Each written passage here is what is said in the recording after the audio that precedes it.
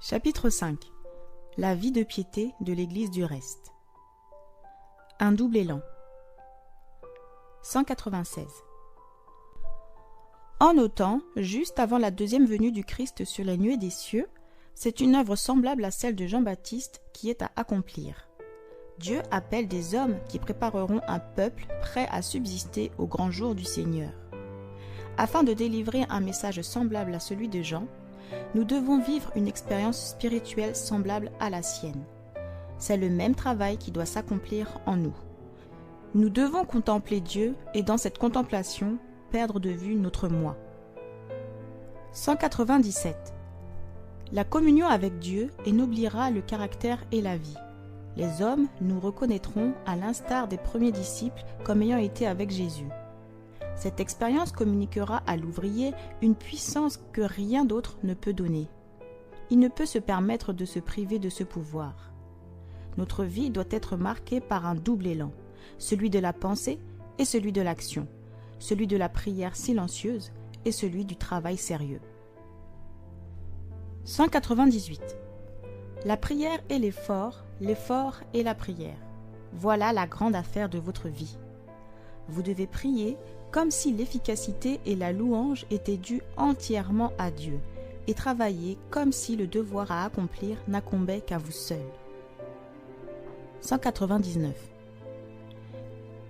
Nul n'est en sécurité, ni un jour, ni une heure, sans la prière.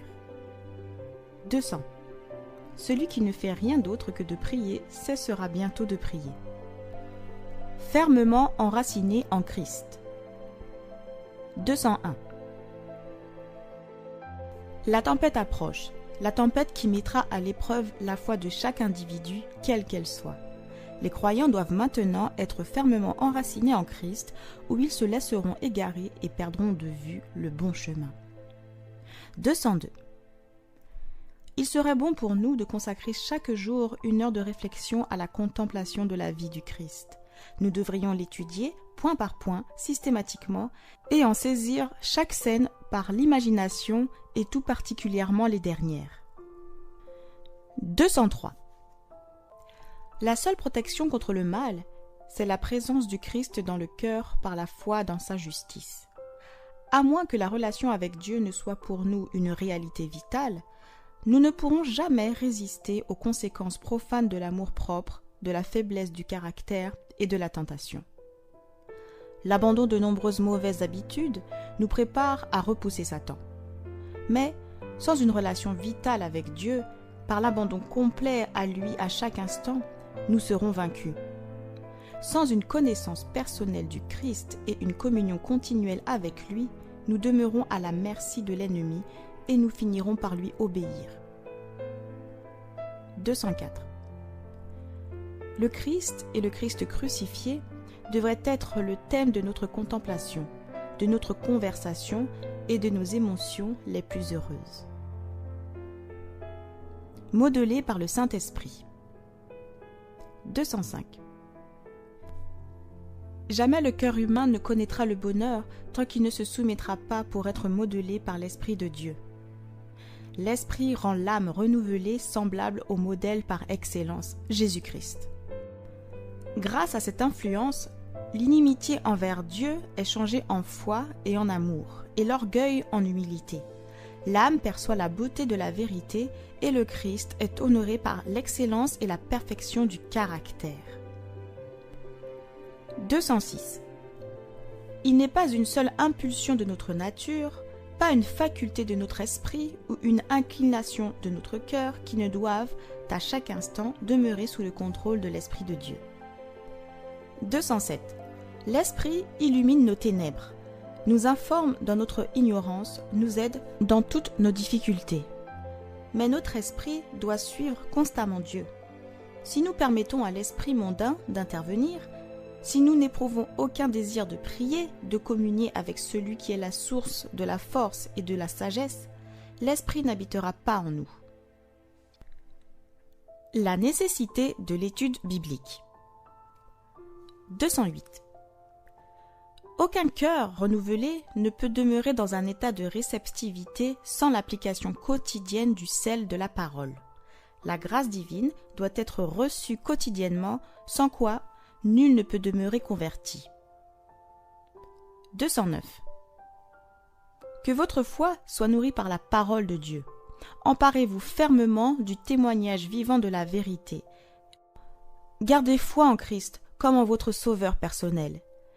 Il a été et sera toujours le rocher des siècles. 210. Les chrétiens devraient se préparer à l'avènement formidable qui va surprendre bientôt le monde, par une étude diligente de la parole de Dieu et un effort constant pour conformer leur vie à ses préceptes. 211.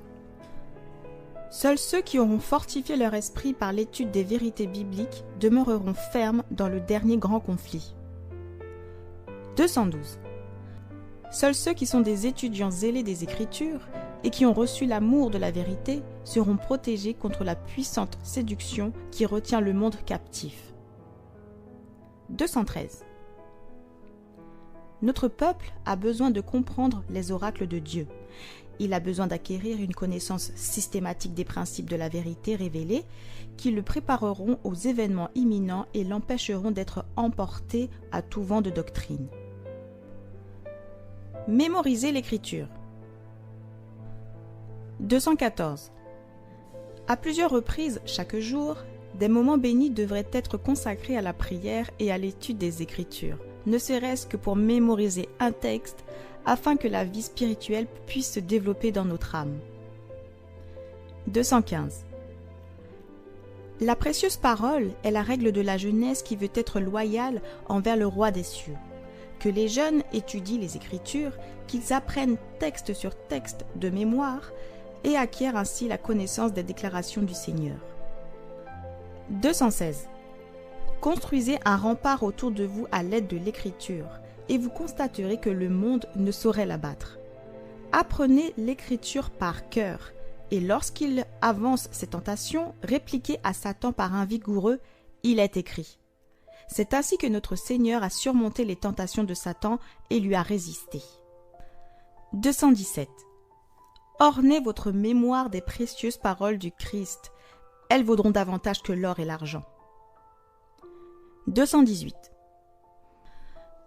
Conservez une édition de poche de la Bible sur vous lorsque vous travaillez et mettez à profit chaque occasion pour mémoriser ces précieuses promesses. 219. Les temps viendront où de nombreuses personnes seront privées de la parole écrite. Mais si cette parole est imprimée dans la mémoire, personne ne pourra nous la ravir. 220. Étudiez la parole de Dieu. Mémorisez ces précieuses promesses afin que, lorsque nous serons privés de nos Bibles, nous puissions demeurer en possession de la parole de Dieu. Le chapitre 14 de l'Apocalypse, un ancrage pour l'âme du peuple de Dieu. 221. De nos jours, notre devoir est d'établir la pleine signification des messages des trois anges. Toutes nos transactions devraient être en accord avec la parole de Dieu. Les messages des trois anges sont solidaires et sont révélés dans le chapitre 14 de l'Apocalypse du 6e verset à la fin. 222 et 223. Nombre de ceux qui ont reçu le troisième message n'avaient pas eu auparavant une expérience réelle des deux précédents. Satan l'a compris, et son méchant regard était posé sur eux pour les accabler. Mais le troisième ange attirait leur attention sur le lieu très saint, et ceux qui avaient fait l'expérience des autres messages leur montraient la voie vers le sanctuaire céleste. Beaucoup apercevaient le parfait enchaînement des messages des anges et les reçurent l'un après l'autre avec joie, suivant Jésus dans le sanctuaire céleste. Ces messages ont été présentés comme une encre de l'âme pour le peuple de Dieu. Ceux qui les comprennent et les acceptent seront gardés contre les subterfuges de Satan. Éduquer l'esprit pour avoir foi en la parole de Dieu. 224. Ceux qui se sentent libres de remettre en question la parole de Dieu, de mettre en doute toute chose qui peut éventuellement susciter l'incrédulité, découvriront qu'il leur est nécessaire de mener une très dure lutte pour garder la foi dans les moments de trouble. Il leur sera quasiment impossible de surmonter l'influence qui paralyse leur esprit éduqué dans le sens de l'incroyance, car leur âme est prise au piège de Satan, et se trouve sans puissance pour briser le terrible filet qui a été tissé toujours plus serré pour l'emprisonner.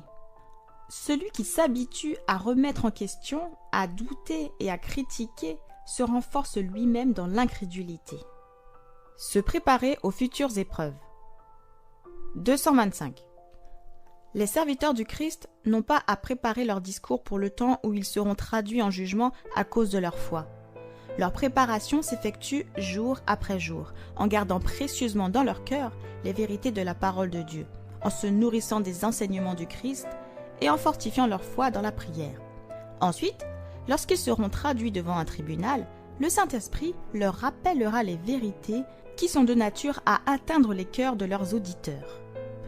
Dieu rappellera instantanément à leur mémoire les connaissances obtenues par une étude assidue des Écritures, au moment précis où ils en auront besoin. 226. Lorsque viendra le temps de l'épreuve, certains hommes qui prêchent actuellement aux autres découvriront alors, en examinant les positions qu'ils défendent, qu'il y a beaucoup de questions auxquelles ils ne peuvent donner une réponse satisfaisante.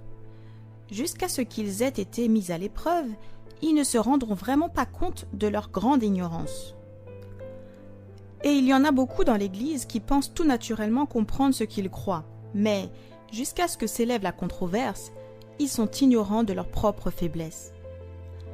Lorsqu'ils seront séparés de leurs coreligionnaires et contraints à se défendre seuls et à expliquer par eux-mêmes leur foi, ils auront la surprise de constater combien leurs idées sont confuses au sujet de ce qu'ils avaient accepté comme une vérité.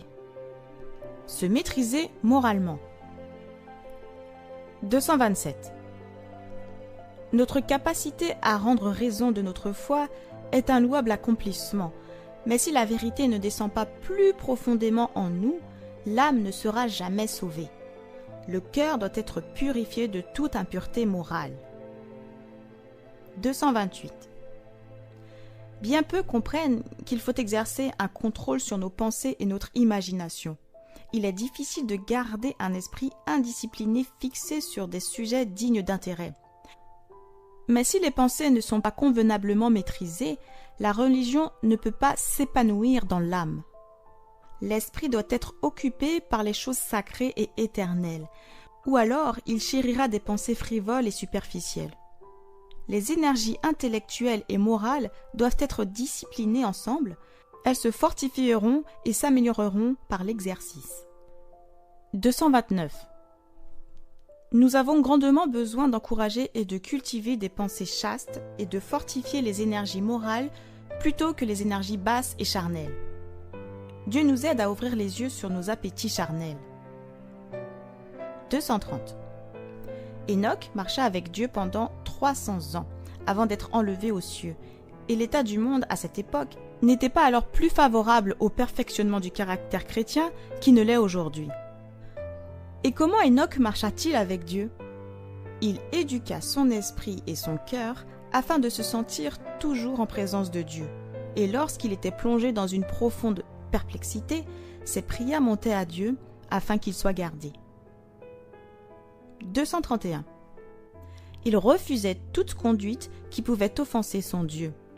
Il gardait le Seigneur continuellement présent à ses pensées. Il priait, disant « Enseigne-moi tes voies, afin que je n'erre pas. Quel est ton bon plaisir à mon sujet ? Que dois-je faire pour t'honorer, mon Dieu ?» Ainsi, il ajustait toujours sa conduite et son chemin au commandement de Dieu. Et il faisait parfaitement confiance à son Père céleste, lui demeurant fidèle en tout, sans douter de son aide. Il n'avait aucune pensée, aucun désir qui lui fussent propres. Il était rempli de la volonté de son Père. 232. Sachez-le, Enoch était le représentant de ceux qui seront sur la terre lorsque le Christ reviendra et qui seront enlevés aux cieux sans connaître la mort. 233. Enoch connaissait des tentations aussi bien que nous. Il était entouré d'une société qui n'aimait pas plus la justice que celle qui nous entoure nous-mêmes. Il respirait une atmosphère souillée par le péché et la corruption autant que la nôtre, et cependant, il vécut une vie de sainteté. Il n'était pas touché par les péchés dominants de son temps. Ainsi, nous pouvons demeurer purs sans souillure. Se souvenir des anciennes bénédictions de Dieu. 234. En nous remémorant notre histoire, ayant parcouru toutes les étapes de notre progression vers notre état actuel, je puis dire « Loué soit le Seigneur ». Lorsque je constate tout ce que le Seigneur a accompli, je suis rempli d'étonnement et de confiance dans le Christ notre chef. Nous n'avons rien à craindre de l'avenir, si ce n'est d'oublier la façon dont le Seigneur nous a conduits et ses enseignements du passé. Un temps de sérieuse réflexion. 235. S'il y a bien une époque où chacun de ceux qui craignent Dieu est appelé à mener une sérieuse réflexion, c'est bien maintenant, alors que la piété personnelle est essentielle. On devrait se demander « Que suis-je ? Et quelle est ma tâche et ma mission en ce temps particulier ? Avec qui suis-je en train d'œuvrer ? Avec Christ ou avec l'ennemi ? » Que chaque âme s'humilie devant Dieu, car aujourd'hui nous vivons certainement le grand jour des expiations. En ce moment même, les cas de plusieurs sont examinés devant Dieu, car ils ne resteront que peu de temps dans leur tombe. En ce jour, votre garantie véritable, ce n'est pas votre profession de foi, mais la nature de vos affections. Le temple de l'âme est-il purifié de ses souillures? Mes péchés ont-ils été confessés? Et est-ce que je me suis repenti devant Dieu afin qu'il puisse être effacé? Est-ce que je porte un jugement sérieux sur moi-même? Suis-je prêt à n'importe quel sacrifice et à tous les sacrifices pour l'excellence de la connaissance de Jésus-Christ? Ai-je conscience en permanence que je ne m'appartiens pas, mais que je suis la propriété du Seigneur, que mon service appartient à Dieu qui me possède entièrement? 236. Nous devrions nous demander pourquoi vivons-nous et travaillons-nous? Et quand résultera-t-il au bout du compte? Vivre avec la pensée du jour du jugement. 237. Je me demande, en voyant les habitants de nos villes se hâter dans tous les sens vers leurs affaires, s'ils n'ont jamais pensé à l'imminence du jour de Dieu. Chacun de nous devrait vivre avec la pensée du grand jour qui est prêt à fondre sur nous. 238. Nous ne pouvons nous permettre de vivre sans nous soucier du jour du jugement. Car, bien qu'il ait été longtemps retardé, il est maintenant imminent, il est à la porte et s'approche en toute hâte. La trompette de l'archange fera bientôt sursauter les vivants et éveillera les morts. Prêt pour le retour du Christ. 239. Si nous ne trouvons maintenant aucun plaisir dans la contemplation des choses célestes, si nous ne trouvons aucun intérêt à la recherche de la connaissance de Dieu, aucune joie à contempler le caractère du Christ, si sa sainteté ne nous attire pas, alors nous pouvons être sûrs que notre espérance placée dans les cieux est vaine. La parfaite conformité à la volonté de Dieu est le grand objectif que le chrétien doit garder présent à l'esprit. Il aimera parler de Dieu, de Jésus, de la maison de félicité et de pureté que le Christ a préparée pour ceux qui l'aiment. L'apôtre évoquait la contemplation de ces thèmes. Lorsque l'âme fait son bonheur des assurances bénies que Dieu donne, en parlant de ceux qui ont goûté les puissances du siècle à venir. 240. Si vous êtes en accord aujourd'hui avec Dieu, vous êtes prêts si le Christ revient aujourd'hui.